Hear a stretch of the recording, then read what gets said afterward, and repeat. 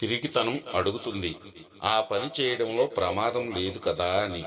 దురాశ అడుగుతుంది, ఆ పని చేయడం వల్ల లాభం వస్తుందా అని. అహంకారం అడుగుతుంది, ఆ పని చేస్తే నాకు పేరొస్తుందా అని.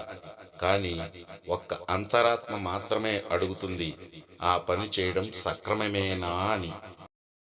నీ విలువ, నీ స్థానం, నీ స్థాయి, నీ level of perfection, way of understanding, నీ మెచ్యూరిటీ లెవెల్స్ ఇవేవి ముందు నీ ఫ్యామిలీకే అర్థం కావు. బయటకు అర్థం అవ్వాలని ఎక్స్పెక్ట్ చెయ్యొద్దు.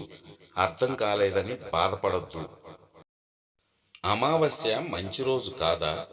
చాలామంది అమావాస్య మంచిది కాదంటారు. మహాభారత యుద్ధాన్ని పాండవులు అమావాస్య నాడే ప్రారంభించారు, విజయంని సాధించారు. అధర్మాన్ని ఓడించి ధర్మాన్ని గెలిపించిన ముహూర్తం అది. కొన్ని రాష్ట్రాల్లో అమావాస్య మంచి రోజు.